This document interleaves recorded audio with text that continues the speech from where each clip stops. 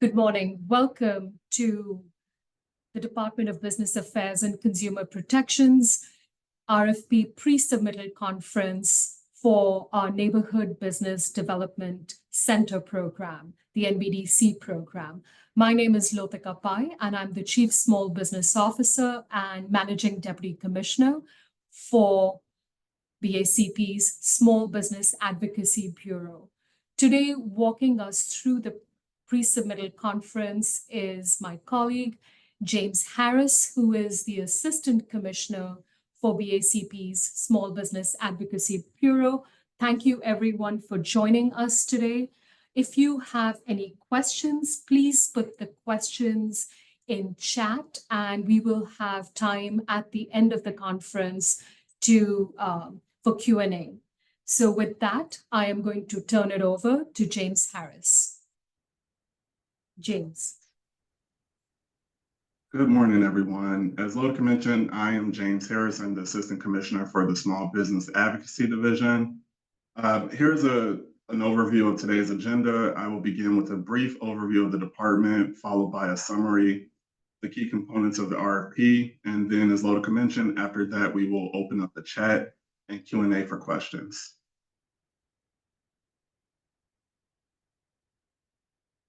The Chicago Department of Business Affairs and Consumer Protection licenses businesses and public vehicles, regulates business activities, enforces labor laws, and collaborates with business serving organizations to provide technical assistance, education, and other resources for small businesses. The department consists of 8 bureaus, all dedicated to ensuring a fair and thriving marketplace for businesses, workers, and consumers in the city of Chicago. To learn more about the department, please visit our website at chicago.gov/BACP.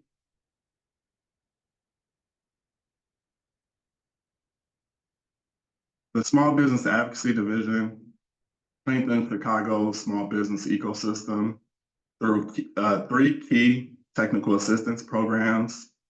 The Small Business Center program serves as a regional hub that assists small businesses in obtaining and renewing their business licenses. The Chicago Supplier Development Program prepares small businesses to secure contracts with government agencies.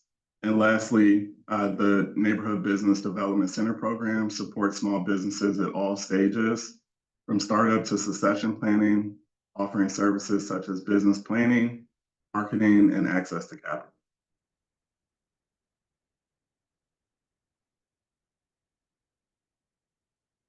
Through the Neighborhood Business Development Center program, the city partners with local business serving organizations to provide hyper-local support and personalized business advising to small businesses at every stage of development, as I said, from startup to succession planning. These organizations serve as the city's on-the-ground support, connecting small businesses to essential resources and services, ensuring that they have the tools that they need to thrive.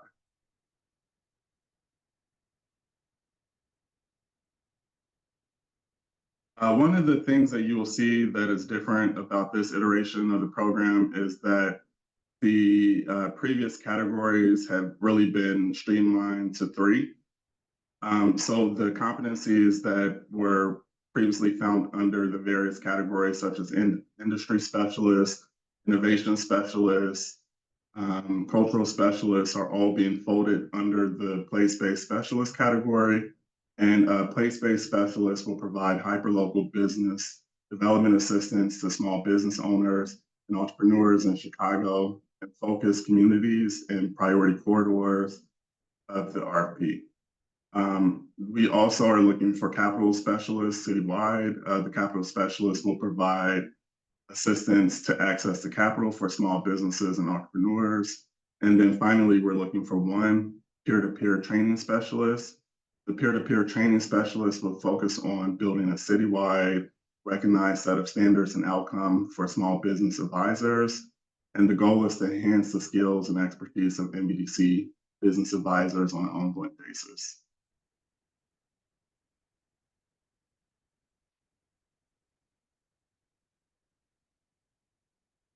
So the reporting requirements for this program, NBDC grantees must track metrics using BACP approved platforms and submit reports on agreed upon outputs and outcomes. So that is what one of the requirements for the RFP is to submit a work plan, and those work plans will have defined outcomes and outputs. And we will require each grantee to submit those deliverables via Smartsheets. There are some preset targets. Some metrics will be measured against preset targets, while others are for BACP information gathering. So the key metrics for the 2025-2026 program year is as follows. So we're looking for business consultation and training. We're looking for business organizations to help to increase business knowledge of owners, entrepreneurs through consultations, trainings, and workshops. Business outreach and attraction. So outreach to startups, new licenses, neighborhood marketing, and commercial space awareness. We're looking for reports on business retention, so helping businesses adapt, recover, or transition to sustain operations in changing economic conditions. Collaboration. We're looking for organizations to report on the number of referrals and partnerships with the Chicago Business Centers and other partners in the NBDC network. Grantees will be asked to report on marketing assistance, and that can include campaigns or events that drive customer support to local businesses. We're asking partners to participate in BACP events, so engagement in BACP events, initiatives, and meetings. And then finally, we're asking partners to report on success stories, highlighting business growth, neighborhood engagement projects, and media coverage.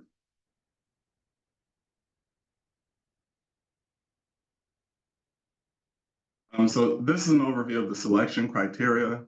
So each proposal that's submitted by the deadline will undergo a technical review to ensure compliance with all required components of the RFP.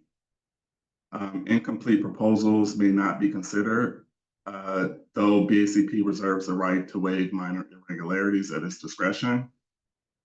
BACP will establish a review panel to review all complete proposals. And the review panel will evaluate proposals based on the following criteria. The applicant's ability to assist entrepreneurs, business owners, and/or NBDCs as per the NBDC program requirements. Partners should be familiar with the focus areas and experience attracting and retaining business on priority corridors. Applicants should demonstrate the ability or expertise in fulfilling contractual obligations.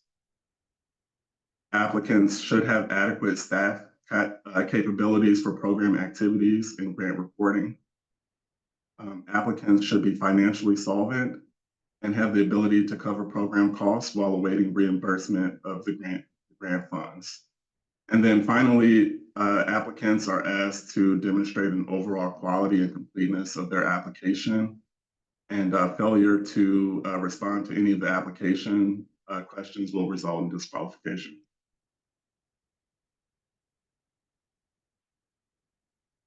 So all of the proposals that are deemed complete and forwarded to the review panel will be scored. There are 100 points possible, and the points will be allocated to the 4 categories shown here.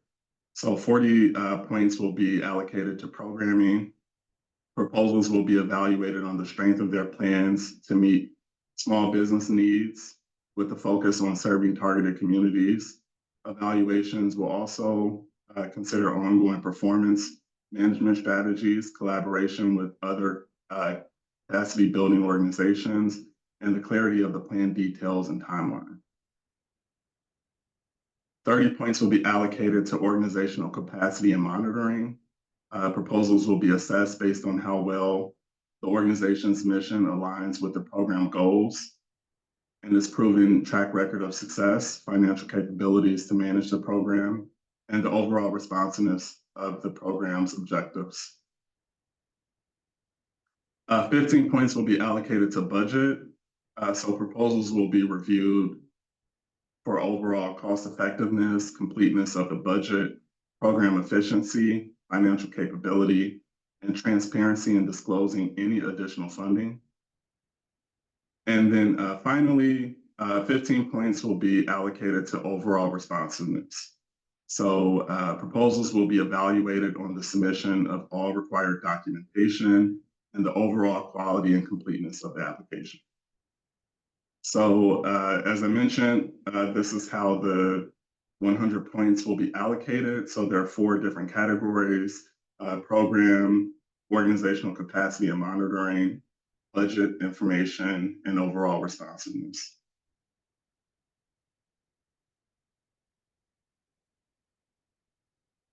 All responses are due no later than noon, Monday, October 28th. All proposals that are complete and received before the deadline, as I mentioned, will undergo a review. All required components have to be addressed, and responses that are determined to be incomplete will not be considered.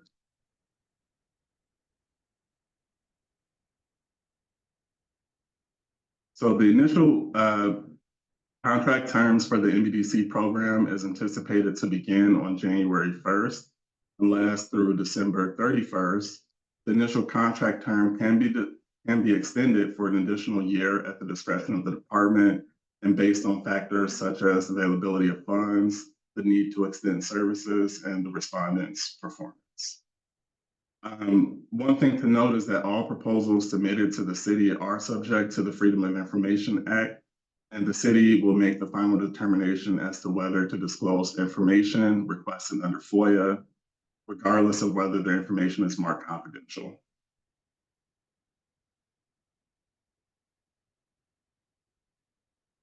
And with that, we will open it up to questions. I know that there are some questions already in the Q&A. So we will, if you have any questions, please add them to the Q&A box now.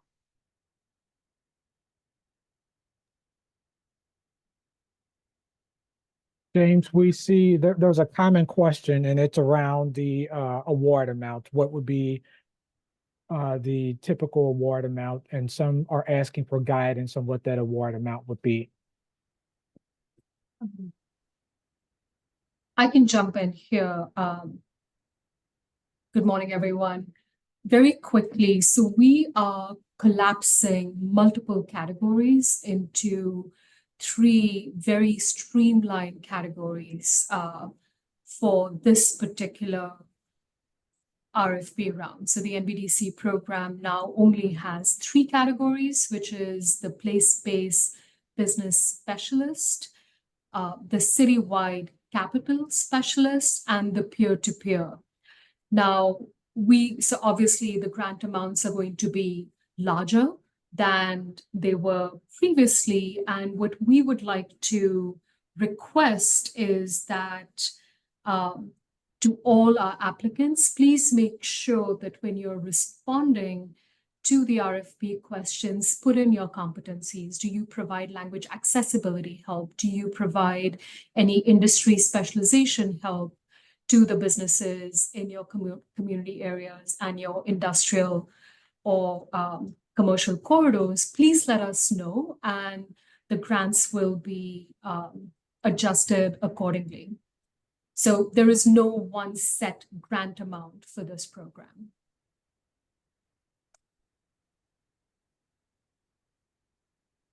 Thank you. And another question was specific in terms of, will this grant allow for advances? No, this grant will not allow for advances. This is a reimbursement-based grant. Okay, thank you. Another question was around the list of current NBDC grantees. Can you post a list? So there should be a list already posted on our website. The list, we have around 69 organizations currently participating in the program. the list should be available on our website. So chicago.gov/BACP. Okay, another question is this for one location or multiple locations? So we're looking to have coverage throughout the city. So we are looking for organizations that operate in all 77 community areas. So it's not just one location. We're looking citywide for and I mentioned that there are 3 different categories. So 2 of them will be citywide. The capital specialist will serve businesses throughout the city. The peer-to-peer specialist will serve other NBDC partners, and then the business generalist will serve particular focused community areas. And we're looking to have organizations represent all 77 community areas. Okay, thank you. Can social enterprises and or community-centered businesses apply? That is a good question. I think if the organization has the competencies as shown in the RFP, that we would consider their application, but I will defer to Lotica if there's anything else you want to add to that or clarify. Yes, the RFP, I believe, on at the very top in program overview provides very clear instructions that this RFP is only open for business service organizations, and those are not for profit. So 501c3s and chambers of commerce, which would be 501c6s, and that's it. Okay, thank you. I noticed the mention of targeted community areas in the RFP, but I could not find a clear definition of what those areas are. Can you clarify? Yeah, go ahead, James. Yeah, so in the RFP, we're asking for organizations to tell us what areas of the city that they're working in. We're looking for organizations to identify community areas that they work in. So really it is the community areas where you focus your business attraction and retention efforts. So there are 77 community areas throughout the city. There should be a link in the RFP to a map so you can locate the community area that you work in. But essentially, it is the community area that you target. So we're not defining that for you. We're asking for you to let us know what area of the city you prioritize and concentrate your efforts in.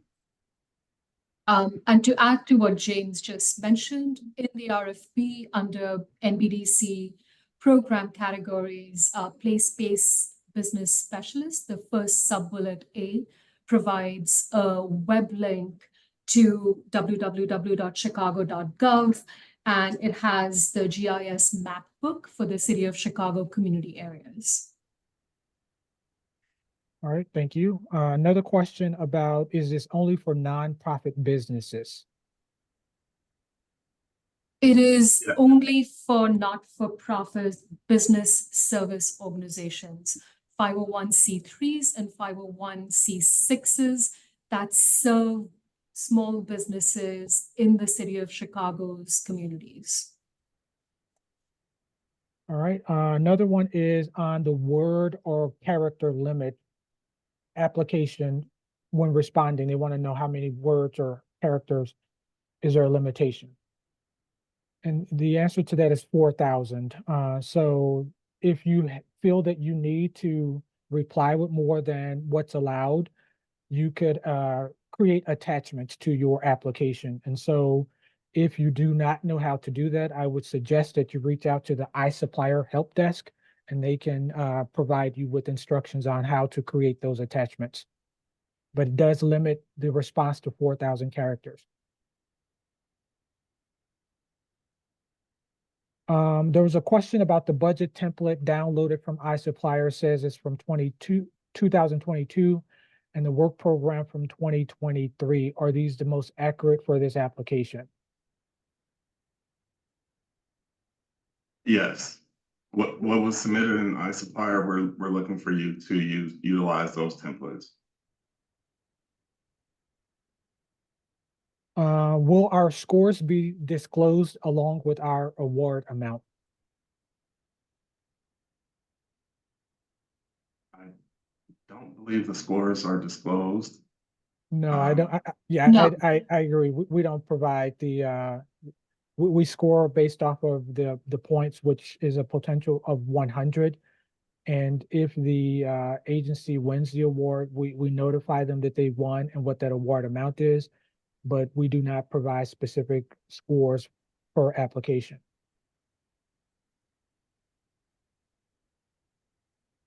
How many capital specialists are expected to be selected?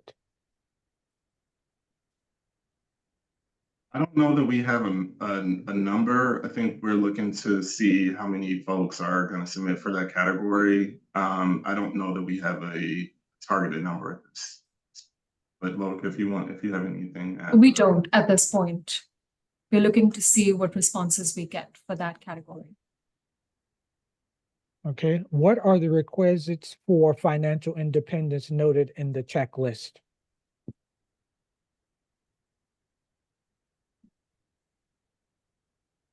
Financial independence. I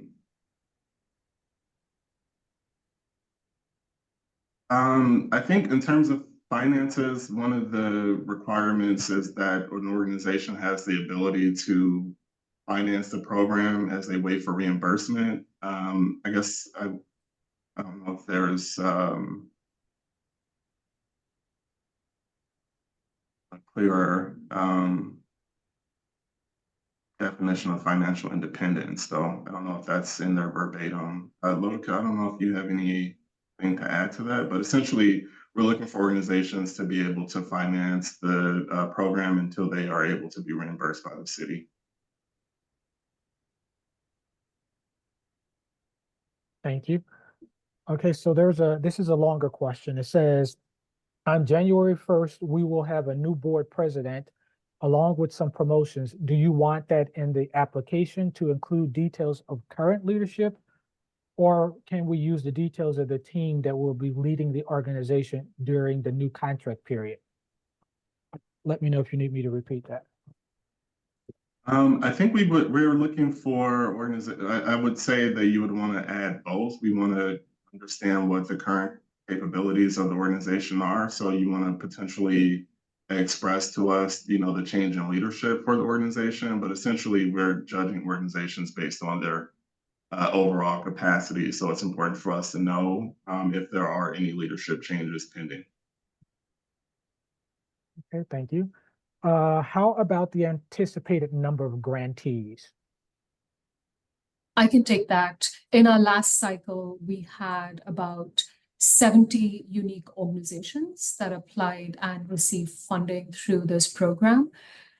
My goal really is to have coverage across all neighborhoods and community areas in Chicago. So we will see where that takes us in terms of the final grant amounts.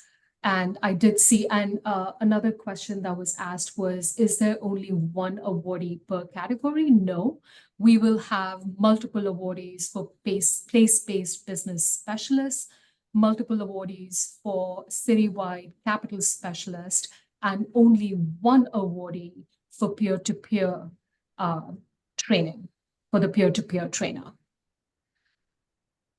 Thank you. We have been awarded before on grant both, okay, I'll repeat this. We have been awarded before under grant both place-based and capital. If we want to do both again, do we have to do 2 RFPs this round? Yes, we would require 2 responses from you. One for the place-based business specialist and one for the citywide capital specialist, if that is what you're looking to apply for. Is this grant also for renewable for the existing NBDCs or only new ones? The existing NBDCs, all the contracts expire December 31st of 2024. So every single organization who is a current NBDC would need to reapply to this new RFP. Thank you. This question is whether or not this is federally backed, subjected to federal reporting guidelines. This program is funded by City of Chicago corporate money. There are no federal funds in the Neighborhood Business Development Center program. There is an additional question about the funding levels. I see there are 3 streamlined categories, but are you delegating funds evenly between them? Just looking for a common range for application requests. So this is we are not delegating funds evenly between them. There are some organizations that do a lot, that have a lot of different optionalities that they provide to small businesses in their corridors, language accessibility, industrial competence. They do, innovation work. So just depending upon what your organization is providing, please let us know, be as detailed as possible in your response to the place-based business specialist and the citywide capital specialist responses to the RFP. Just let us know what your core competencies are and how you will be serving the small business ecosystem that you're looking to cover. And based on your response, we will decide on the funding allocations. Thank you. Must the organization be located in Chicago? The organization must have presence in Chicago. We do have a couple of organizations that work outside of Chicago as well, but we definitely want business service organizations that are located in Chicago, because this is a program that provides hyperlocal business service support to businesses in priority and community areas across Chicago. Thank you. This next question, I assume, is about the deadline to submit questions for the RFP. That deadline was on Friday, October the 11th. So the question is, are we able to submit for the grant if the questionnaire application deadline was missed? If that is the question, if that is not the question, please let us know. But if it is the question, the answer is yes. The deadline to submit questions is separate from the deadline to submit an application for the RFP. And that application deadline is October the 28th before noon. Yes, and to Maurice's point, any applications received after noon, after the application deadline passes, will not be accepted. So if you miss the deadline, we will not be accepting responses to this RFP. Okay, I'm going to combine the next 2 questions. One of them is asking, can for-profit business qualify?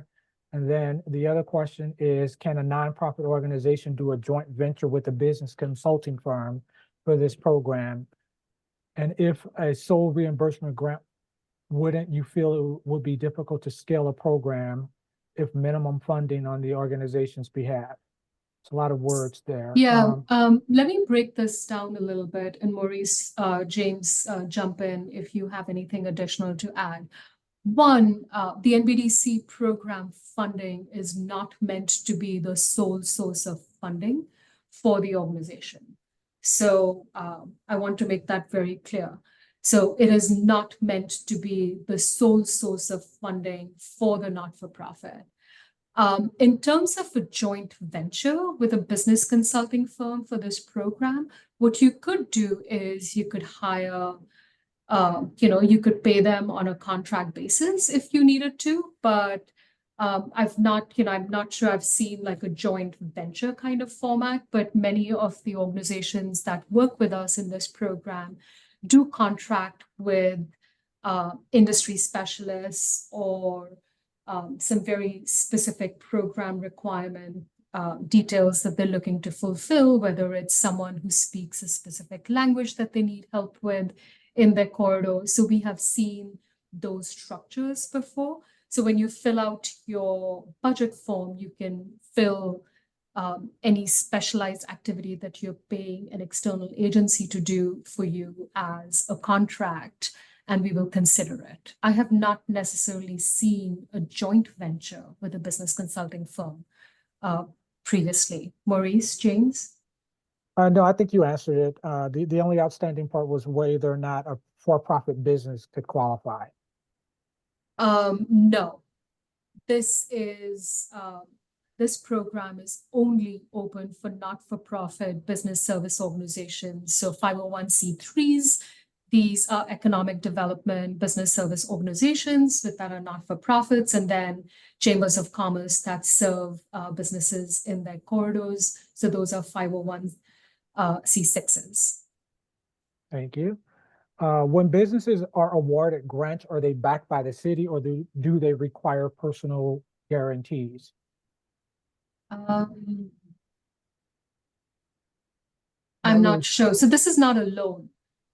When someone talks about personal guarantees, that typically brings a loan to my mind. This is not a loan. This is a grant that the city gives to a not-for-profit organization to serve the small business ecosystem in a hyper-local manner.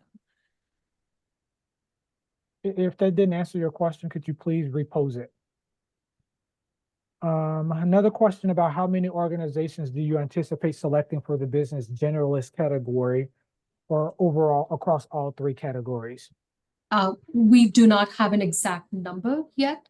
The only thing we do know at this point is there will be just one peer-to-peer trainer, but then there will be multiple citywide capital specialists, and there will be multiple place-based business specialists. All right, I see multiple questions about grant amounts. I think we answered those, so I'll skip past those. There's a question about, so our headquarters is located in a priority area, but we have hubs throughout the city. Is that acceptable? Yeah, I can answer that. So we would want you to identify where the headquarters is located, but also what other community areas the hubs are located, so that we understand where you're focusing your services. So yes, that is acceptable. Thank you. Just to confirm, is only one application that has to be submitted for all NBDC categories? So one application per category. So if you're applying to be a peer-to-peer, you would submit one single application for that. And if you're also applying for the other categories, the capital specialist or the place-based business specialist category, you would submit a separate application for those categories as well. So one application per category. And just to further clarify, it'll have to be unique user IDs. So typically in this scenario, organizations will probably have multiple user IDs, multiple users within that organization. So you guys would want to strategize and make sure that if you want to apply for multiple categories, say for instance, you want to apply for 3 categories, then you want to make sure that you have 3 unique user IDs to submit those applications.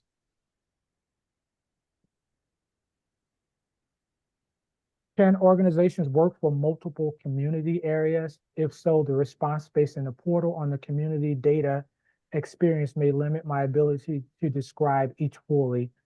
How should we respond? I think we addressed this earlier, in which case there is an option to upload additional documentation.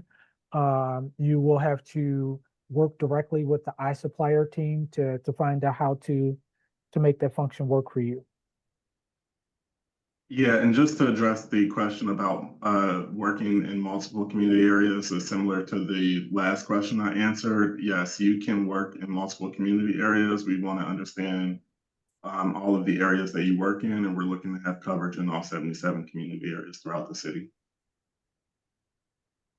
Okay, next question. Can locations be shared spaces like space within community centers? I think I will defer to Lotica on this. Is this, if the anonymous attendee who has posted this question, if you could clarify, are you asking, can your office be in a shared space? Then yes, but if this refers to something else, if you could please clarify, that would be greatly appreciated. All right, I'm just perusing here to see if I could sum up some of these. There's like more questions about the funding amount, so I think we sort of answered that, so I'm not gonna ask those. If you are an existing grantee already vouchering an iSupplier, do you have to register or get an invitation to bid on this grant in the iSupplier portal? The answer to that would be no. If you have an existing account, you would have to locate the RFP by the RFP number or by the specification ID. And for the RFP number, James, can you repeat what that RFP number is? I have it here. It's 10533. So you can do a search by that 10533. Is that what you said, Lotika? Yes. Do a search by that number, and then once you locate it, that will allow you to begin the application process. Do we need to select only one specialization, or can an organization provide multiple specializations? They can provide multiple specializations. What if our organization serves a population that is not centrally located, but instead located throughout the city? For example, we serve art organizations and artists. Please highlight that in your RFP response, and we will consider it. Next question is about targeted communities. Do we have to serve all 77 communities, or target the selected communities we serve? You do not have to serve all 77 communities. Please select the community area that you're looking to serve. Hello, does this mean applicants must have a 501c3 or 501c6 status to apply? Yes, you do. The applicants must be either a 501c3 or a 501c6. Thank you. Next question is a technical question about using iSupplier. My response would be to reach out to the iSupplier help desk to get assistance on how to apply. This department does not control the procurement software, the e-procurement system, so we can't help you guys navigate through that, but we can provide you guys with the phone number and an email address that we can do after this meeting for you to get additional technical assistance on how to use that system. Can we change the dates on the budget form as needed? I think. I don't know what that relates to. Yeah, I think we need more clarification on that. So if the person who asked that can retype with a little bit more clarity, we can answer then. Current vendors must request an iSupplier invitation via email. No. I don't know. Again, we will provide you guys the contact information for iSupplier. I don't want to wade too deeply into trying to answer those technical questions. We always refer you guys directly to the staff that is responsible for iSupplier. They would be your best resource, and we'll provide you that contact information. Another question about funding. What is the funding range? So the total funding amount for this program right now is approximately $3.5 million. So the range, we will be picking multiple organizations to serve various community areas across Chicago. So there is not a specific amount per organizations that we are anchored on right now. Thank you. Is a match required? No.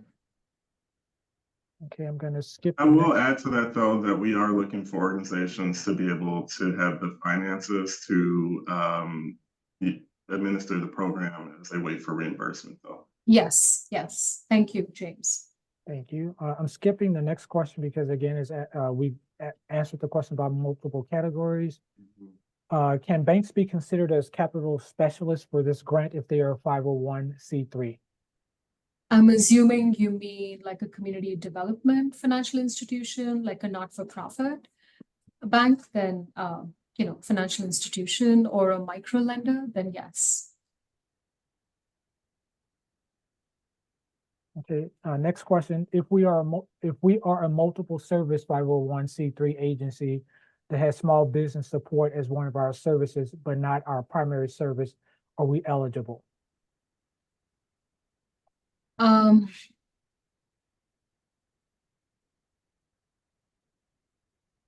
This program solely focuses on small business support.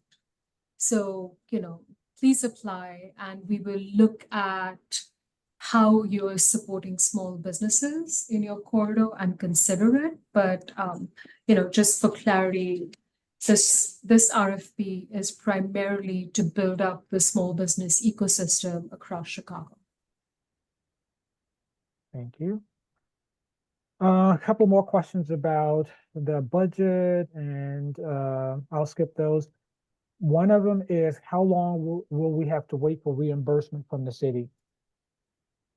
So with the reporting and invoicing, those are required to be submitted to the department on a monthly basis. So we reimburse on a monthly basis as well. Thank you. And what are the eligible costs to be reimbursed?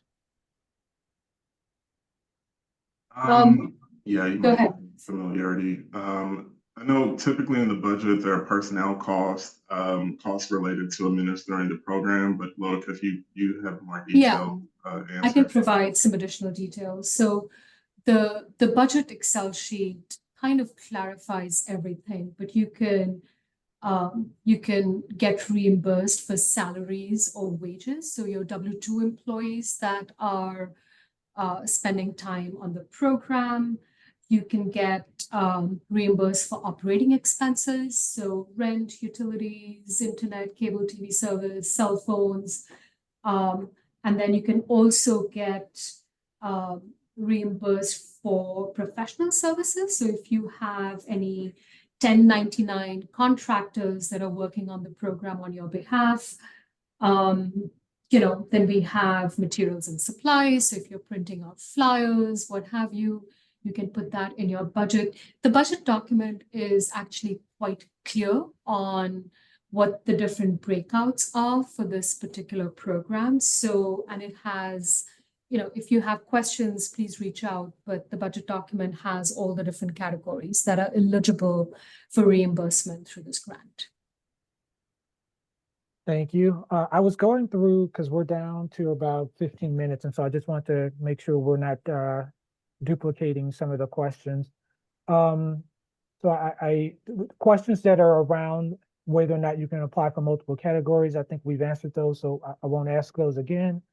I'll move on to this one. It says, is the 3.5 million mentioned in the RFP the total amount of all awards to be given? Approximately, yes. That is right now dependent on when the budget gets passed, because just a quick reminder, this is City of Chicago corporate money. But yes, that is the approximate amount, total amount. Thank you. Can you please tell us where are focus communities and where are target communities? I think we've answered this one as well. Yeah, we answered it. So those terms are generally used interchangeably. The focus and target communities are those areas where you are concentrating your work. One thing in the RFP I will note is that we are also highlighting large scale development. So if you are working with small businesses around some of the larger developments in the city, please also highlight that work as well. Thank you. How does the city monitor how the organizations that have been granted facilitate, assist small businesses in their corridors? So we monitor that through reporting. So in the work plan, organizations specify the number of consultations, referrals, success stories that they will submit to us. And we require reporting on a monthly basis to ensure that that work is being done. Thank you. Will this RFP grant be open for submittal in 2025? No, the next time this RFP will reopen will be 2026 fall. Can reported outcome measures for the NBDC program be duplicates from other programs such as SBDC?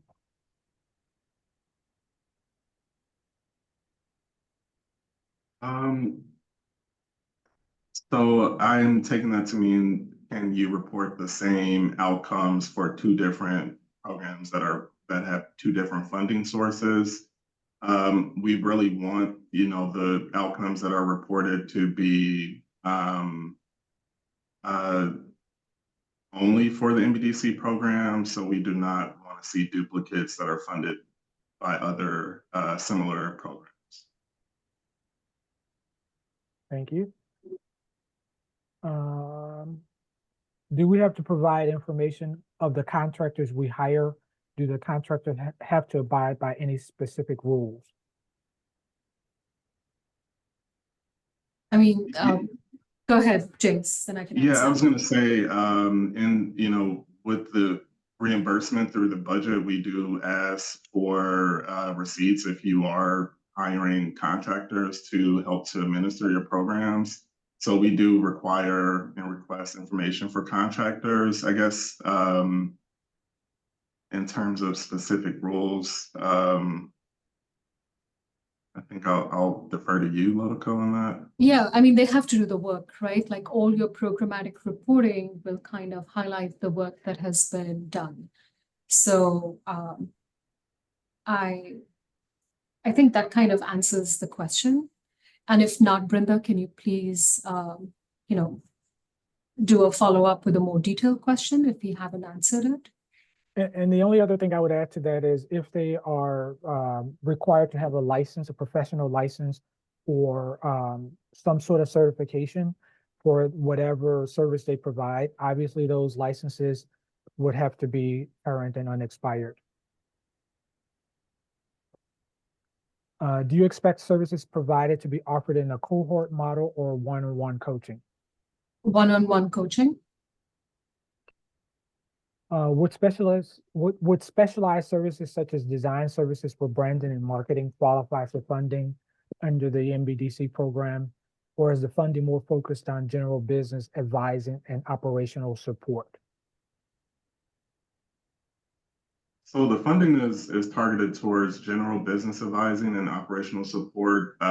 Some organizations do assist with marketing in terms of, helping create a brand, maybe not, that specific, but generally, assisting with marketing plans is an eligible reimbursable expense. Okay, thank you. Can this grant cover 100% of project costs? –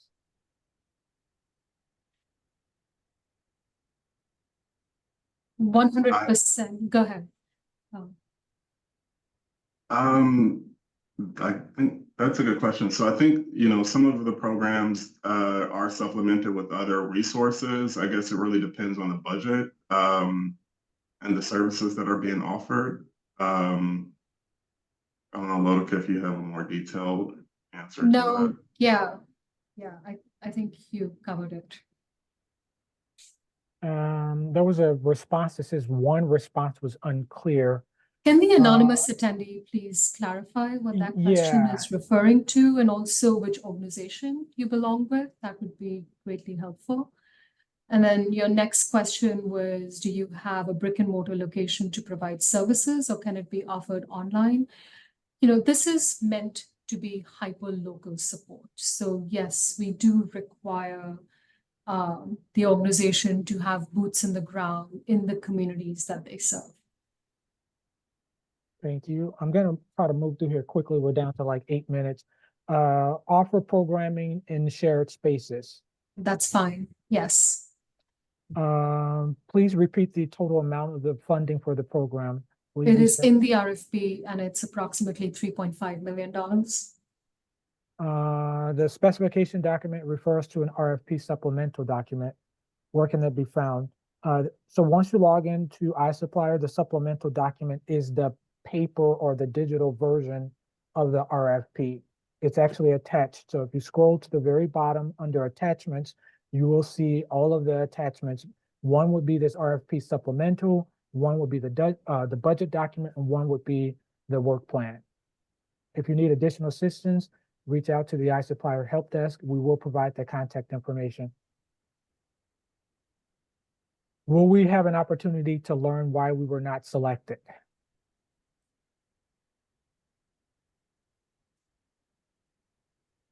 I do not believe so, Maurice. Like, I think for this program, we get hundreds of applications. So what I would highly recommend is please submit complete applications.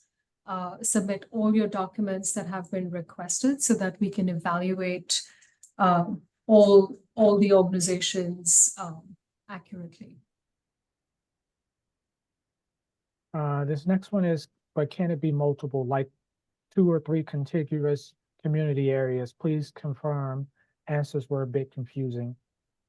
Yes, it can. There, you can select multiple community areas. So if you work in, more than one community area, you can select all community areas that you are working. Okay, the next question is about iSupplier. Again, that's a technical issue that is outside of BACP's purview. You'll have to reach out to iSupplier directly. We will provide the contact information. I think we've already answered the question about the total award amount for the program. Can we have contractors or SMEs be part of our program? Subject matter experts be part of our program? Yes. Because the budget form has 2022 and 2023 as dates on it, can we change those dates? We'll take a look at what those documents are, and if possible, if we need to, we can publish an amendment to this RFP. So we'll take a look at the budget documents that were provided, and we'll provide a response back to this group. What are the eligible costs that can be reimbursed? I think we've answered that. Next question would be, the old spreadsheet budget forms and work plan have the wrong dates. Can we change the dates? We'll get back to you guys. We'll clarify. If need be, we'll publish an addendum, an amendment to the RFP. How long does reimbursement take?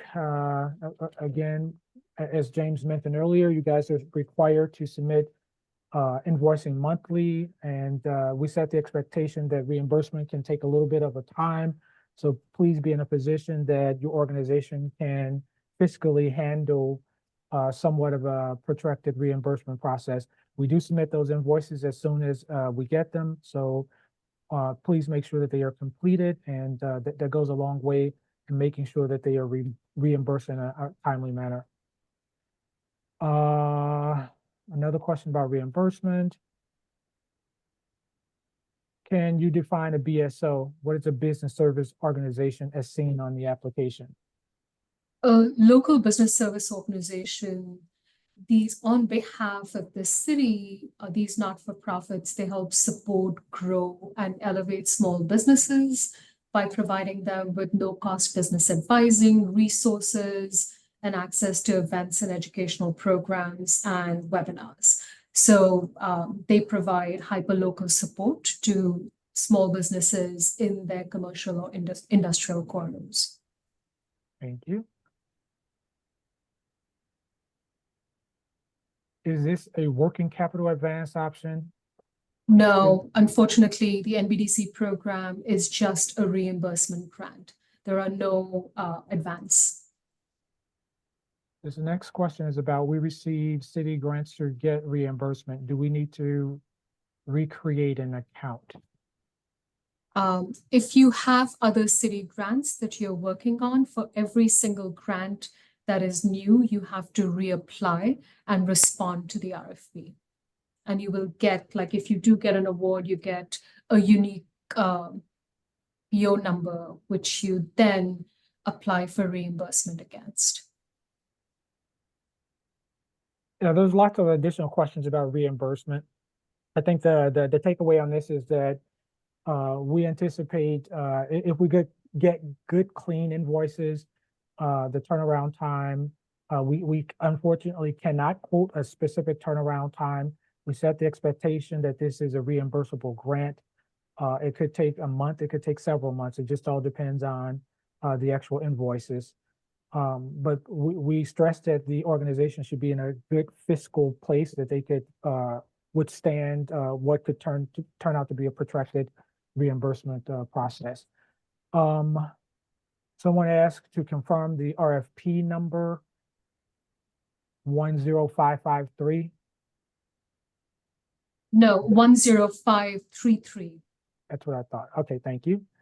And then will the recording of this webinar be in print or a copy of the audio? This actual recording will be uploaded to BACP's YouTube channel. And so you guys will be able to access the recording there. We're down to a minute, and I think, unfortunately, we will not be able to answer all of these additional questions. Some of them are duplicates, but do feel free to reach out to the email address that James provided with those additional questions. Yep, so the email address is nbdc@cityofchicago.org. And again, this pre-submittal conference is being recorded and it will be shared on our YouTube page. So I think with that, we are done. All right, thank you guys. All right, have a good one. Thank you very much. And please, James, if you want to mention the deadline for the RFP again. Yes, so the deadline for the RFP is Monday, October 28th before noon. And decisions, we're looking to make decisions by the end of December.